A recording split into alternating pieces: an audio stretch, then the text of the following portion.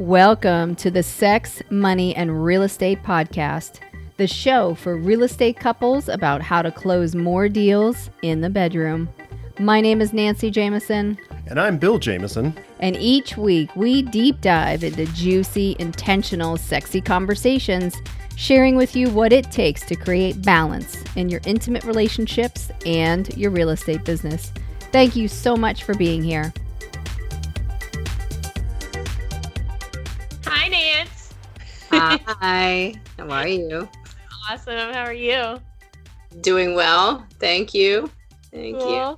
Well, I want to set listeners, viewers, watchers, fellow Orgasmic Mamas up with some context about us and who you are for me in my life and why I wanted you here. That's the beautiful thing about doing something like this is I can put in it whoever I want, including my friends and fellow, life family. And so I knew I wanted to have a conversation with you at some point and inject it into Orgasmic Mama for a lot of reasons, which we'll get into.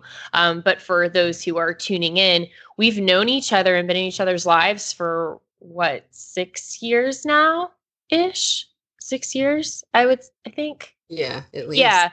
6, but then within that, I feel like it's been an entire lifetime and you really are a soul sister and friend to me. And, if that's not enough for people to kind of get a sense of that, you were there when Maya was born. So you were in the room with me and there for me, welcoming her. So that now people are like, oh, okay, she's on that level. So you were there for that epic event. And right. Yes. And just, I admire and am so inspired by you and who you are as a woman, as a mother, as a wife, as a partner, as a badass businesswoman. So all of these roles that you hold and the way you balance them so gracefully and beautifully, I knew I wanted you here. So that, and many other reasons. That's why you're here. So I want to thank you. And if anyone can see, there's like moving boxes behind you and stuff. So you are in the middle of a lot of life transitions and changes in business and in moving to a new house. So just the fact that you're here hanging out and taking this time for a conversation like this is even more example to me, of how you show up and how you present, because that's all going on and you're here to have this kind of conversation. So that is just a little bit of who you are for me and why I wanted you here. And I really wanted to impress that upon members, upon the Orgasmic Mamas who are watching, so that they really get what they're about to be in store for as far as what we're going to talk about. Buckle up, buttercups. Yes. That's awesome. Well, thank you. I appreciate that. That's very beautiful and loving, and I receive all of that. And I just want to take a moment and thank you for allowing, well, first of all, creating the space for Orgasmic Mama and Orgasmic Mamas to come together and collectively, share ideas and just experience life and self in a fabulous way. So thank you for that. And then, of course, thank you for having me and inviting me to it and to be a part of it. I'm super excited and very honored. So thank you for that. Yes. Okay. So how can we do this? I think to just paint a little picture of who you are and what you have going on in your life, could you kind of go through, I listed some of those roles already, but just so that, mamas can see okay, this is what she's up to, who you are, what's some of the things that you do, who the intimate people are in your life that are impacted by you, your choices, your energy. And I think that'll help us set up some of the things I want to ask you. Okay. All right. So let's see where to begin.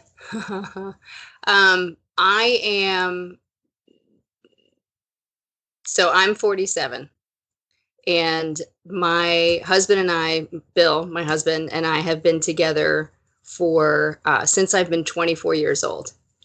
And, so those are multiple decades.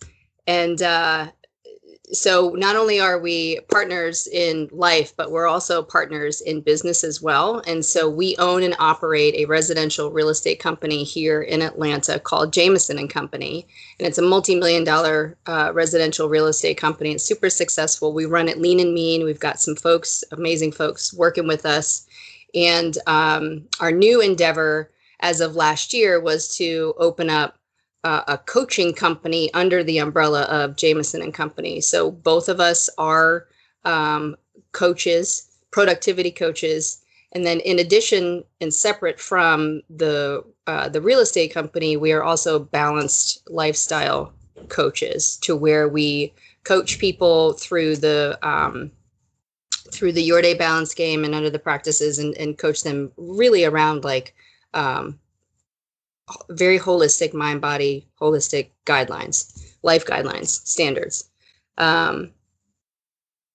So there's the coaching aspect of that part of us. And I mean, I could talk for 2 hours on circle of influence and accountability groups that we lead and move through, and all of those things. And so then I'm a mom. So I've got 2 boys, Rex and Lucas. They're 13 and 11 and a half. They're 17 and a half months apart. Mm.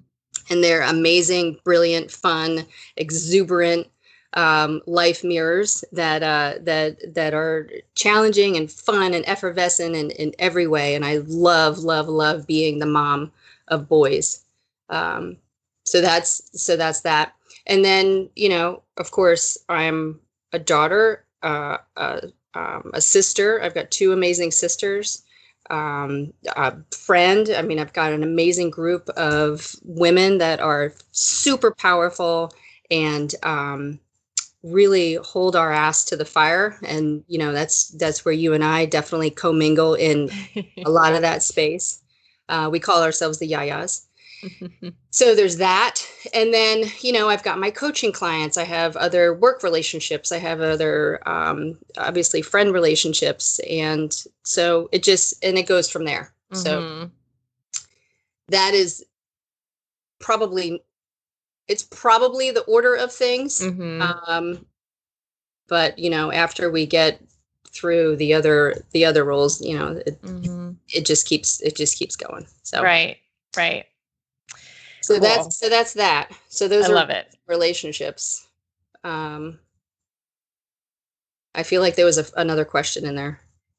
I think that's great. I think you set up pretty well and kind of like painted the picture. And in addition to all of what you shared, which I observe, there's also fun.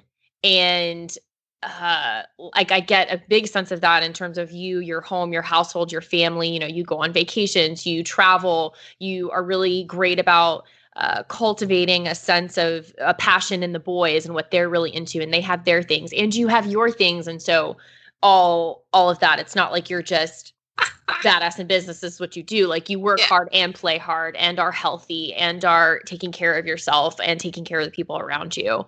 Yes. So I see all of that.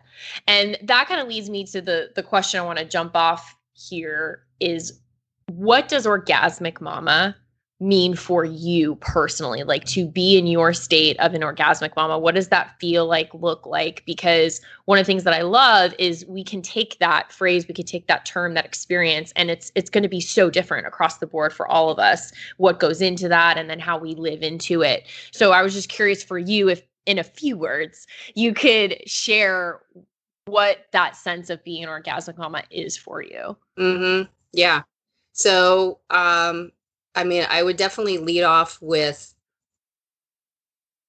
while there is a physical sense of being an orgasmic mama, it's not necessarily like in the physical sense. It's for me, it's fully accepting my power. It's fully accepting me showing up in all of my roles and where I am and being present and conscious of the choices. And so when I'm with you, like I'm with you and you get me and, like you get all of me. And so what that means in the background is that the moving is handled. My boys are handled right now. In other words, like things are taken care of and I set things up so that I can be completely focused on you. Mm-hmm. So if that's me and me being in a yoga class, then things are taken care of and the all of the other roles are set so that I can be completely focused on me being in my yoga class. Mm-hmm. If I'm on a date night with Bill, then, which we have weekly date nights. So if I'm on a date night with Bill, all the things are taken care of and I show up and I'm completely focused on him. Mm-hmm. And what that allows me to do is really check in with myself and own my power and own my zhuzh, as I call it. I love it. And just be in that experience and fully immerse myself and super saturate myself in the yumminess of that experience, whatever it is. So, yeah, I would say there's an acceptance to it too. There's an awareness, there's a responsibility of it, and there is an acceptance of it. So, and while I was becoming aware of that turned onness, there was a oh shit factor of like no, you got it. Like, so now, like, here it is, and now either you fully accept it, or you play dumb, or you play it down, play small. And it's like, no, like, I am here.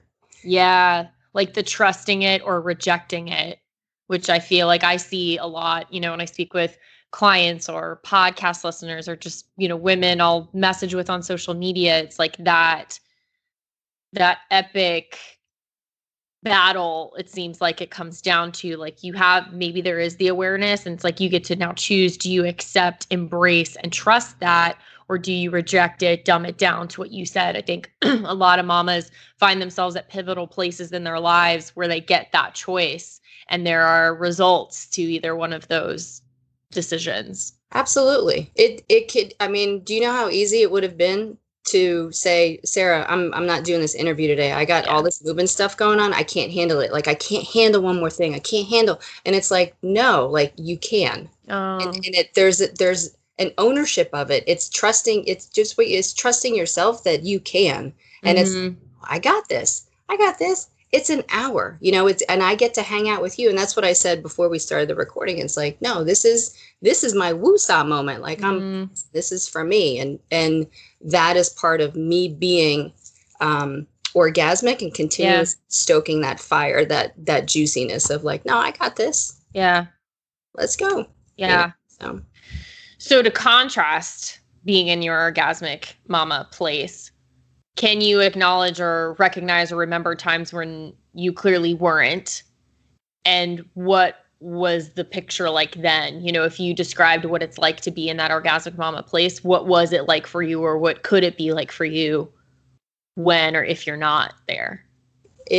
Yes, absolutely. So yeah, I mean, it's not all rainbows and unicorns all the time. I mean, there's certainly times where it's just like, no, I just need a minute. Yeah.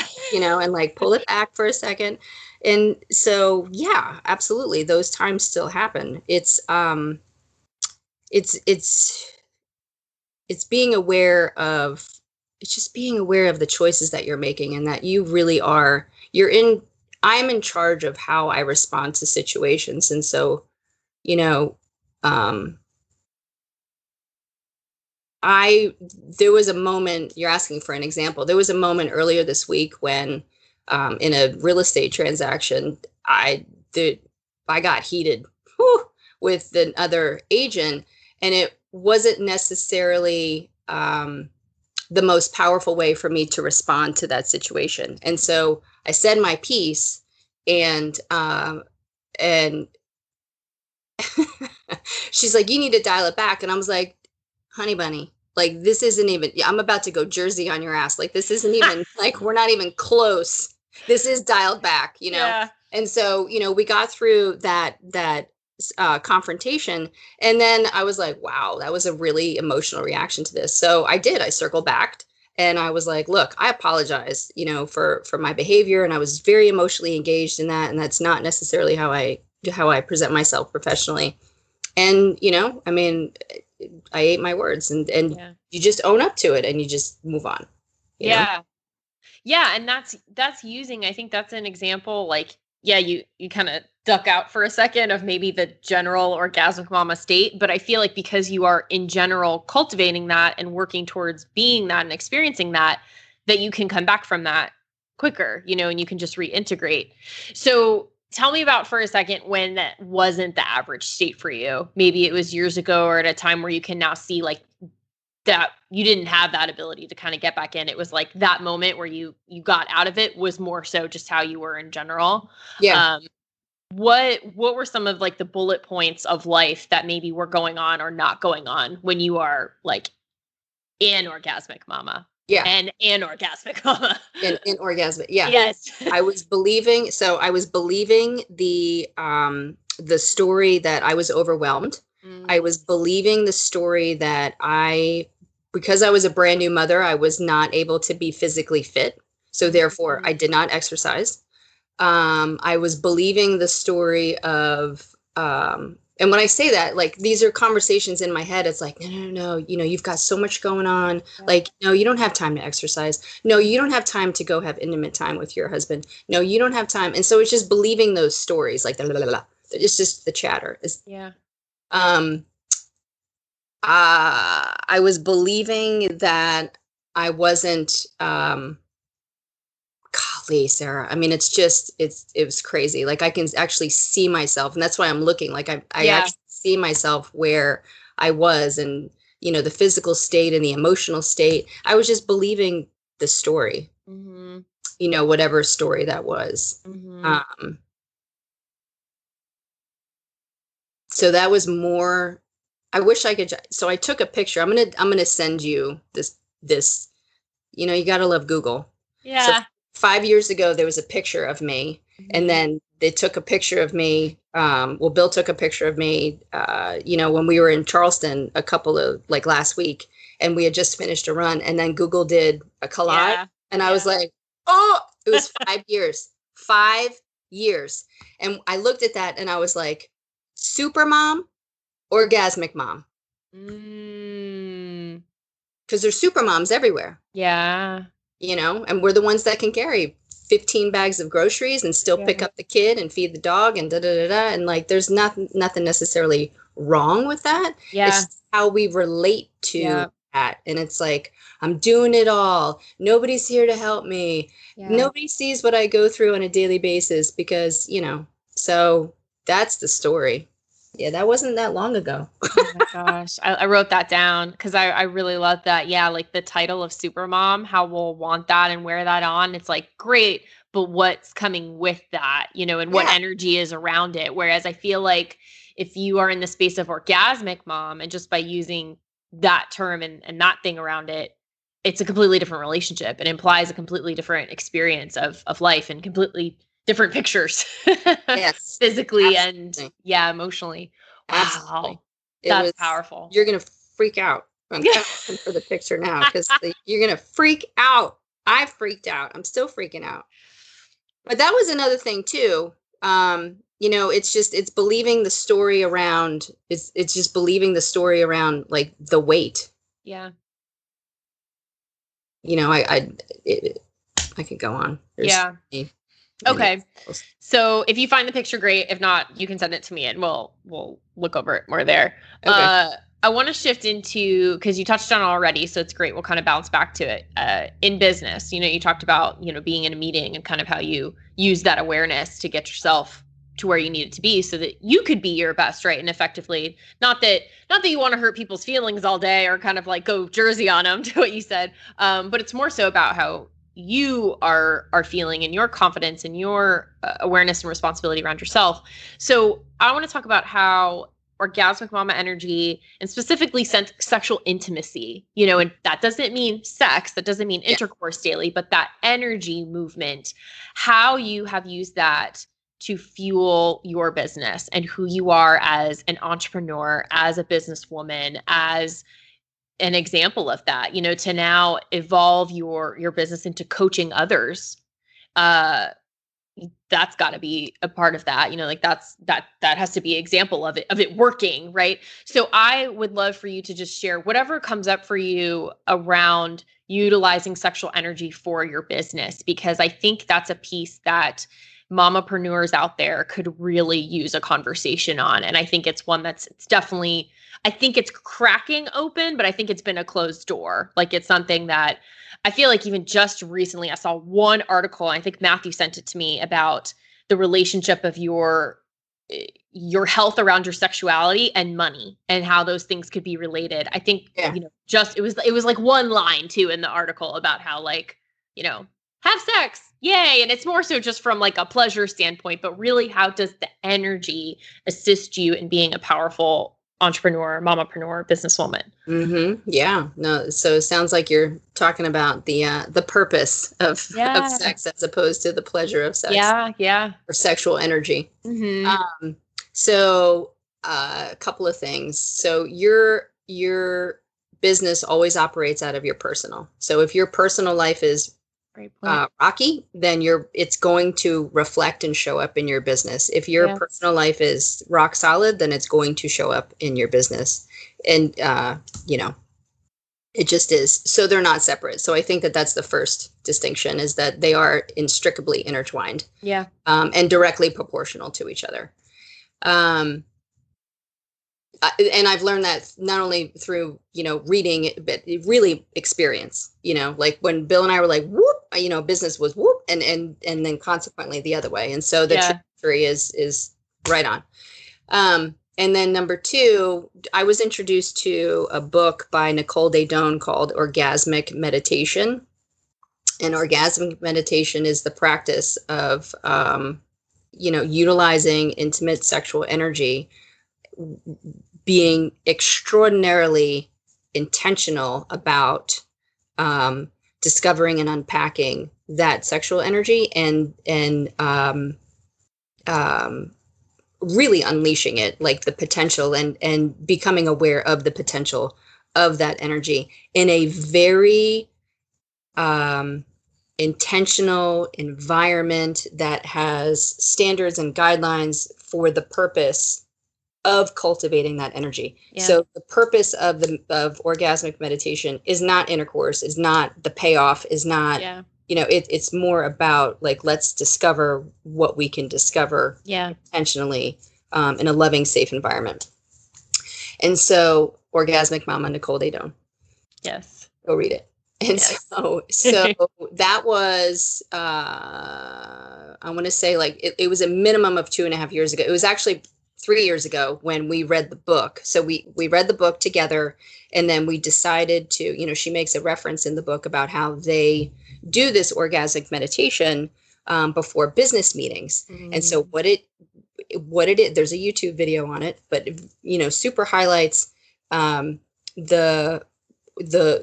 man or the partner creates the nest in which you lay in, the woman lays in the nest, and then the man, fully clothed, is in a position over the woman. And so the woman is undressed from the waist down. And then the man utilizes his finger and grounding techniques and beautiful affirmations and literally strokes the clitoris of the woman for 15 minutes. There's a timer, there's a starting point, an ending point, there's wrap up and follow up, and then done. And then you move.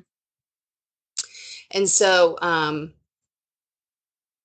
we decided to try that out for our business. And so every Monday at 9:00 in the morning, Bill and Nancy are oming. And so for the last 2.5 years, I think that we've been doing that. So I think we've probably not done that maybe 10 times out of the whole 2.5 years, whether it was vacation or Christmas or whatever, like that kind of stuff.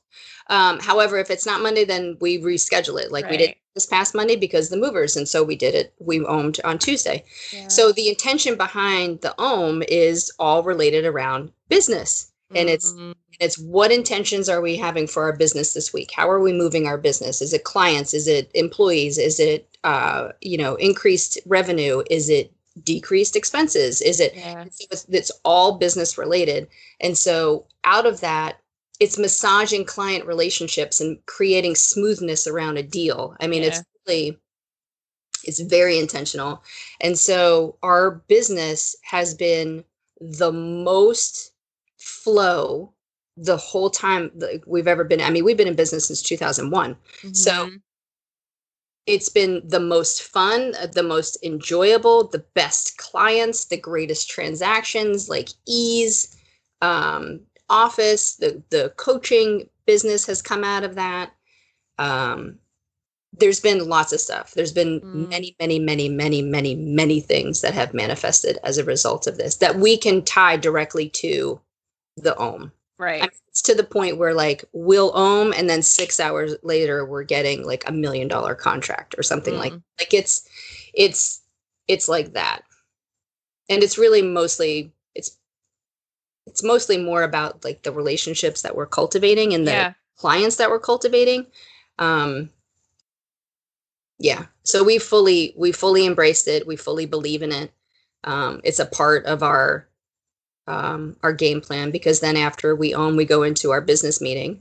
And then after we go through our business meeting about Jameson and Company, we'll go through our coaching, and then we head on to our day. So like Monday is meeting Monday. Yeah.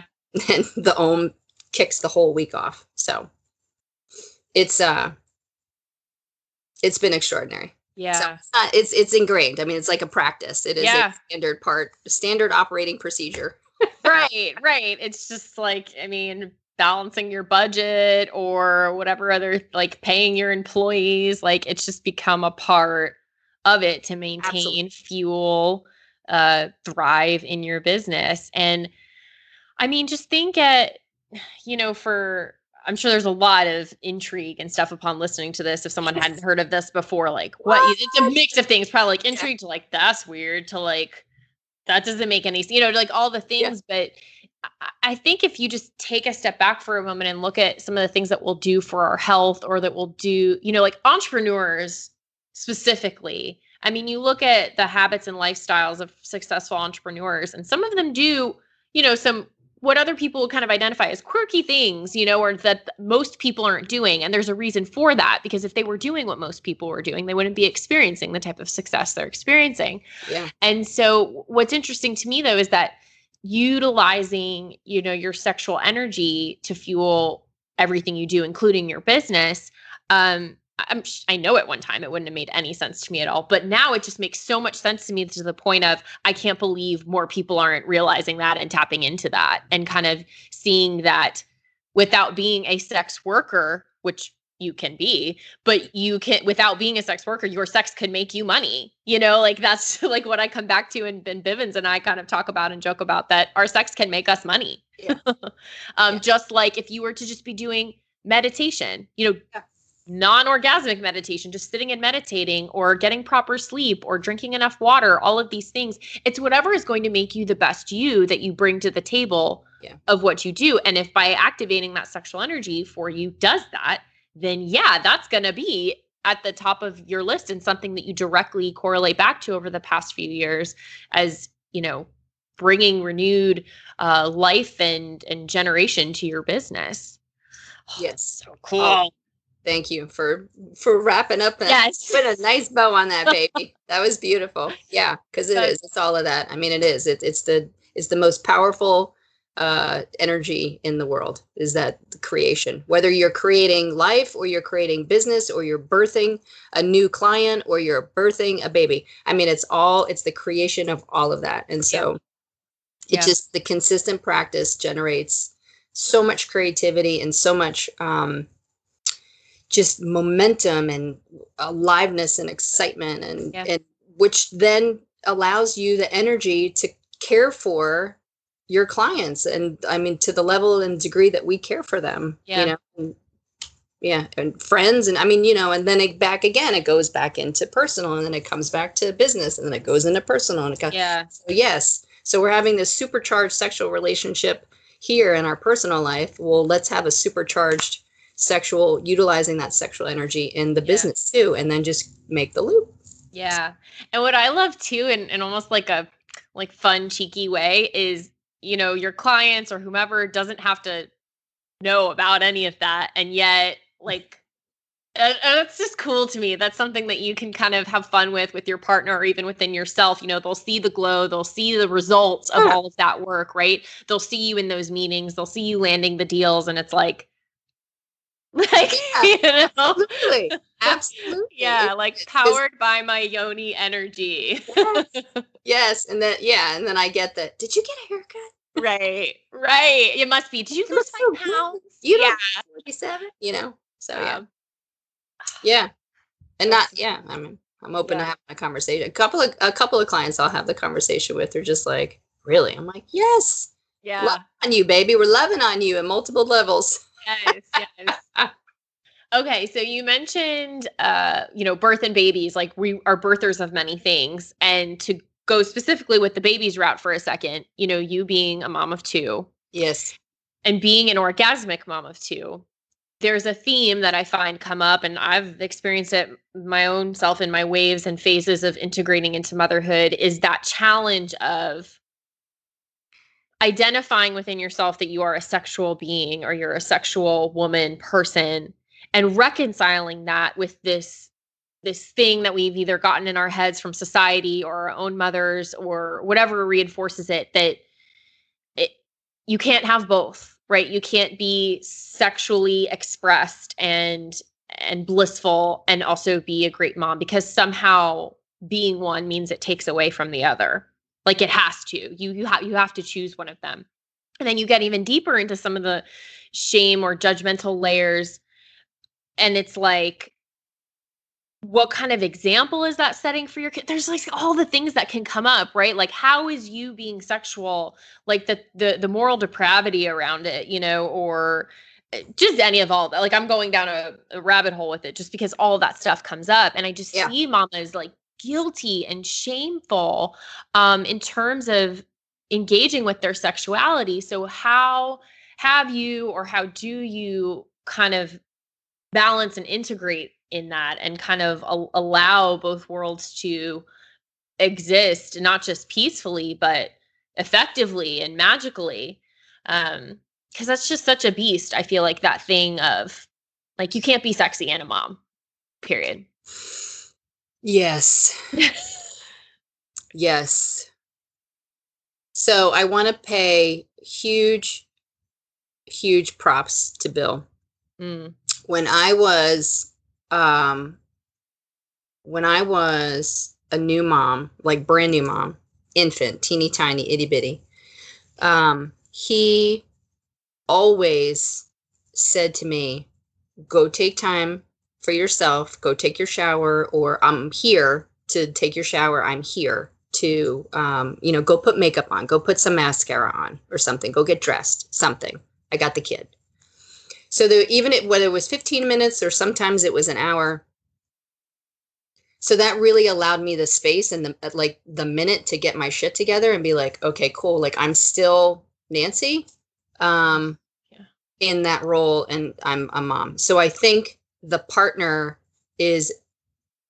that's one of the things that the partner can play a huge role in, aside from going to warm up the water for the formula or something like that. It's like literally giving mom a break, right? So I think there's definitely something there that contributes, because quite frankly, it's a win-win. If she's got 10 minutes for herself, then he's able to do that, or she's able to do that for her, then the partner's going to win, because the other partner is going to feel like engaging with the other partner. So it's a huge win. Very early on, and this goes back to the acceptance and responsibility of who I am as a woman. I have done, and I continue to do a tremendous amount of work on my self-worth and my self-image and empowering myself.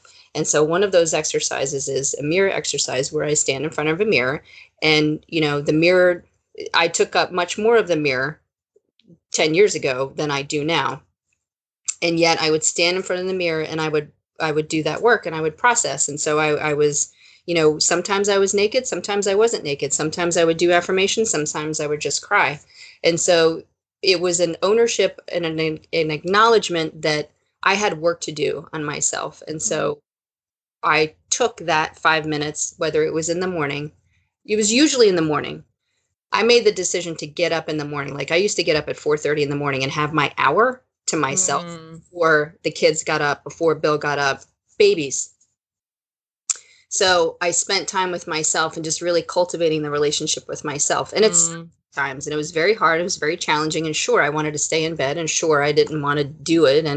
And so I just got engaged to the payoff of loving myself. And so it's a process. I mean, this is, my kids are 13 and almost 12. So, so then I got to the acceptance piece of it. And then that I wanted to change the relationship with myself. And then what I realized very early on, as I'm bathing my babies in the tub, is that I'm the mom of boys. And I'm sure mom moms of girls go through the same thing. It's like there is, or both, there is this moment in which you're like, oh my gosh, I am raising kings, or I'm raising queens. Yeah. And for me, that meant a lot. It meant that I Yeah. had a responsibility to show and demonstrate to these princes how to treat the people that they're going to be in relationship with, whomever that was. Yeah. And that started with how to teach them how to treat me and to be in relationship with me. And so part of that, so we are very open with them about conversations, and we use proper terminology when relating to our body parts, and we teach them the slang too. However, when we are in conversation, it's proper language around body parts, and they have an understanding of, Mom, why are you putting on mascara? Well, because when I put on mascara, it assists mommy in feeling pretty and beautiful. And they're like, oh, okay, cool. And then they're like, well, why do I have to change my underwear? And I was like, well, because it's part of, your hygiene, and it's part of taking care of your body and self-love. And, and then I teach them about how I do my mirror work, or I teach them while I'm in the shower that this is my time to do affirmations on my body. This is what I say to myself. And this is what I say when I'm doing my knees and when I'm scrubbing my feet. And then, it's very important that I teach them, and Bill teaches them how to love themselves and how to embrace their body and move through these different phases in life. Because now we're in puberty, and so to create that environment of transparency and love, as opposed to shame and guilt, and you've got to hide it, and you can't use it, and we can't talk about this. And, the whole conversation around masturbation, it's just really, it's an empowering conversation, as opposed to a shameful, I can't believe you're all of that crap that we grew up with. Palms and blah, blah, blah, blah, blah. It's just all this stuff. So none of that exists in our house in terms of actuality. Like we'll share with them, like, this is the slang part, or this is the conversation, or this will come up as part of somebody's conversation around sexuality and intimacy. And this is actuality. This is and there's a responsibility for that. There's certainly a responsibility for that. But the it's really important. So it's the responsibility associated with being a mom and being I take that very seriously. My boys, they have an understanding that there is a respectful way to be in relationship with somebody. Again, whomever that's with. Right. It's part of, I think that's one of the responsibilities bestowed on a parent is to cultivate that understanding. Like there's so much stuff going on in the world, and it's true, like we can change it one person at a time, and it starts with our kids. I don't know.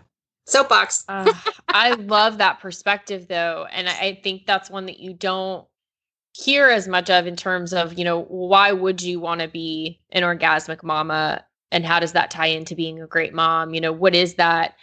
Because I'm sure a lot of the surface level stuff is just, well, it makes me feel great. And when I feel great, and all of that is true. And yes. And I feel like for the mom who won't latch onto that and connect with that just yet, because for whatever reason, maybe she's not in a space of feeling great about herself or for herself, like she's not yet there to connect with that, because whatever, we feel like we don't deserve it, or we're just not in that frame of mind. But I feel like most moms can get with anything that's going to feed back to assisting your children, right? And being a responsible parent, and ensuring their highest well-being, anything that's going to be for that. I feel like mamas will at least like, okay, you have me now. Like at that, if that's what gets you in the door to accessing that for yourself, to then you can be at the space of integrating all of the reasons and whys. And one of them is that it just feels great for you because it does, then amazing. But I think that's a low radar one that you hit on, but yet it could be a lot bigger in terms of the Absolutely. responsibility you have, in terms of the example that you show for your kids. You have to be living into it. So how can you portray, how can you teach and hold space for sex positivity, healthy body image, all of those things, if you're not doing it and sexuality is at the core of all of that stuff? Yeah, absolutely. But that was it. That my boys was my low hanging fruit. That was the entry point, because, I was like living or dying by them, because, they will have the best experience that they could possibly have while they're here, whether that's in school or sex or friends or themselves or whatever it is. And so, yeah, and I think moms totally live or die by that. It's like, how can I create an environment in which they're having the best experience? I'm really glad that you said that, because you know what happened is they start asking me questions. They're like, like I'm having conversations with them about, let's do this, and this so that you have this great experience. And then they're my mirrors, and they'll turn around and say, well, what about you, Mom? And I'm like, oh my gosh, of course. So let me show you this. Let me show you how I take care of myself here. Let me show you, and I call myself a goddess around the house, or I'll call myself queen. Yeah. And, and so now they do too. And they have an understanding of why that is, and like why that's important for Mom. And yes, queen. So yes, queen. I love that perspective too, because as a girl mom, as I add to my why around doing the things that I do, it's like, what she'll be able to see and then take from whatever I show an example, make her own, add on to it, make it even more amazing and magical for whenever she chooses to have children. But then also from the perspective of raising young men, raising young kings, what you show them an example of as far as a woman in her power, loving herself, and how they can be space holders for that, support other women in doing that, whether they be partners or not. And that's just so all of it. So juicy. That's amazing. Yeah, it is. It's very important that they can be masculine men, stable and solid in their king energy, and be an incredible, loving, respectful space holder for other men and women. Yes. Yeah. That's it right there. I feel like that just like trumps and crushes when someone's like, you can't be sexy and a mom, or you can't be into your sexuality and a mom. But what if it's great for my kids? Then it's like, and when you make that connection, and I love how you said when you got up those mornings and you did the things, despite there were parts of you that were like, I don't want to fucking do this. Like, I just want to lie in bed and I just want to do this thing.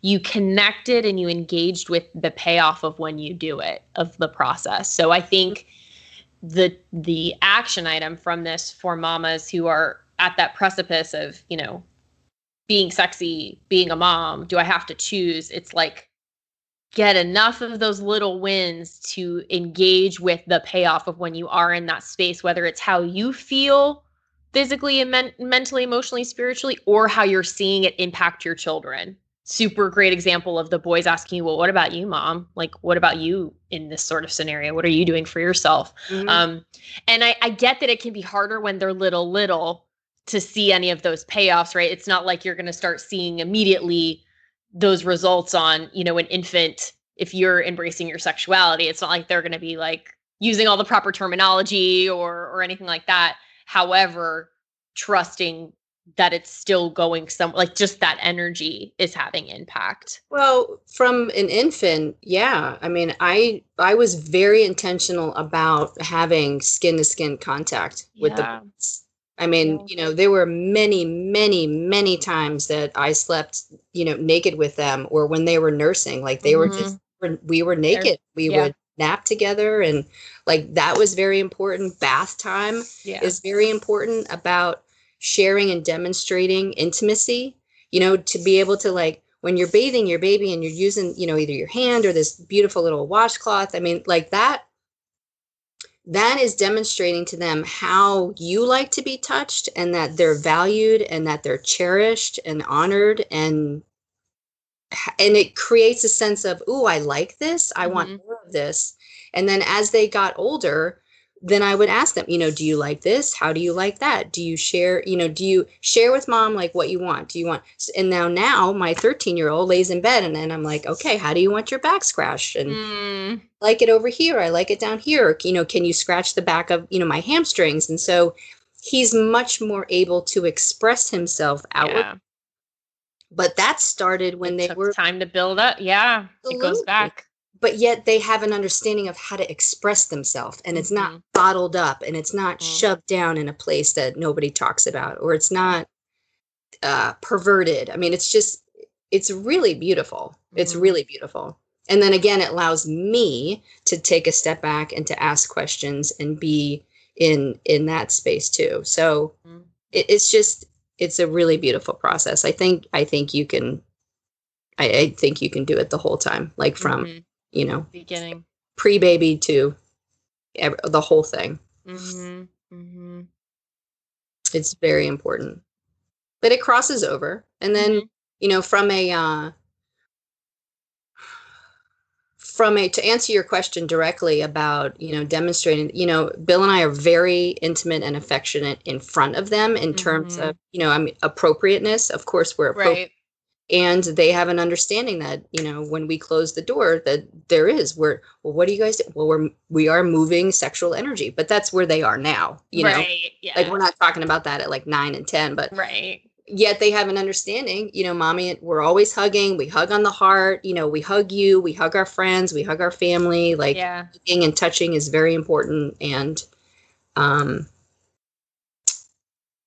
it's very important. It allows them permission, if you will, to be able to access that part of them. That's amazing. What sort of feedback or just loving words of affirmation, whatever, for a mama watching this and, is at some of that earlier stage of even recognizing what being an orgasmic mama could be for her, and that feels daunting or frustrating or it could be a combination of lots of things, exciting, titillating, and terrifying. Yes. And I also can get from the perspective, because I used to be this way, certainly, I would see where someone was at, and like you, for instance, if I was watching you of this at a different point in my life, I'd be like, well, shit, it took the 20 plus years, this marriage, like having kids, like I'm not there, I'm at the very beginning of all this. And that just seems so far away, so hard, so impossible. I might as well just quit now, because that's just not possible for me. So for any mama who even has like a shred of that going on, just what you can offer for you, because you are on the other side of that. Yeah. Oh my gosh, I totally get it. And I totally get it. But yeah, I could remember. I mean, I remember what it was like being 24 and like a brand new mom, and whew. So be patient is number one for sure, to be patient. And you touched on this a little bit. I mean, you're looking at somebody who's been working on this for, 20 plus years. Yeah. So the result that you see now has been lots of teeny tiny little choices that have, some are great and a lot of them weren't, and yet the great ones build momentum, and then it just carries on and it carries on and it carries on and it carries on and it carries on. So be patient, pick one. One habit that I started with a very long time ago was just creating 3 things that I was grateful for every day. And somebody may say, I just want to pick one, then just pick one. However, by you creating the consistent habit of you intentionally, purposefully taking the time out to write down that one thing, and you write it every day, and sometimes you're going to miss it. It's okay. But you just get back to, I had a separate gratitude journal. I still have them. I have them all. I just packed them. There's like 7 or 8 of them full of gratitude. And it's one a day. And then you get to look back at them and go, wow, look at, I did all this gratitude. And then you look back year 2 or 3. Wow, look at us. I did all this gratitude. And then it creates more gratitude. I think that's the most pivotal habit that you can start with. And then show up. just show up for yourself and just step into it and have an understanding and an awareness that it's going to be scary. It's going to be challenging at times. Sometimes it's going to be painful as hell. And you are so worth it. And I'm so worth it. And you're so worth it. And so eventually they'll be able to get into the space where it's like, wow, because I'm doing this is actually impacting not only me, it's impacting my kids, it's impacting my husband or my partner, it's impacting my friends, it's impacting my circle, it's impacting my work, and it impacts everybody. It's the butterfly effect, you know? So yes, you do matter. And yes, you do count. And yes, it is very important. And if you don't do it, then it's also going to impact somebody else. Right. With the same butterfly effect. Right. So be patient, start with gratitude, and know that you matter is where I get to. Because I do. I remember, man, like it was yesterday. And I remember, oh my gosh, I remember the day that I was like, you have got to remember where you started, because this was the moment that I realized that I was going to help so many people, was because I knew, like, remember where you started, because you're gonna the responsibility associated with assisting others and pulling you. I mean, it's like, come on, just you stand on the shoulders of giants and you got to just pull them up. Yeah. So, yes, I remember. I love all that. I love how you kind of bring it all the way around to from where you saw yourself, what it takes, where you are now, and you remember, because I think that assists in continuing that motivation and inspiration is remembering where you were.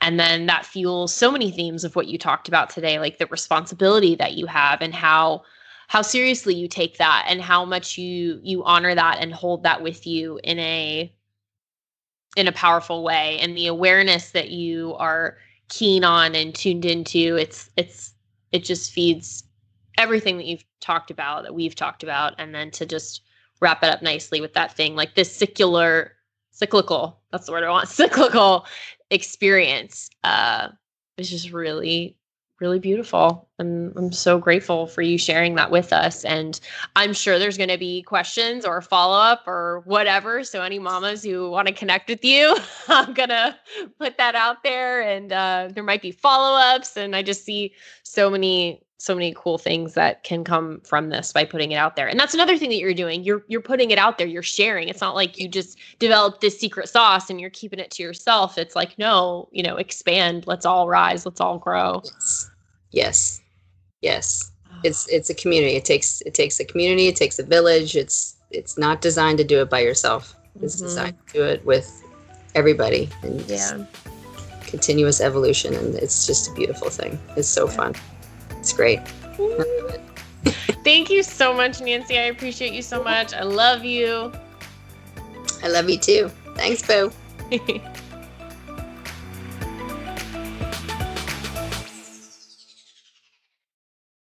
Wow, what a show. Thank you so much for listening. If you're inspired, we ask that you share the podcast with one person and subscribe and follow our show. I'm Nancy Jameson. And I'm Bill Jameson. And remember, it's a great life. Woo! Quick note about the Sex, Money, and Real Estate podcast. We are not doctors or licensed therapists. We are a joyous, abundant, and mature couple passionately sharing our story of growth around sex, money, and real estate.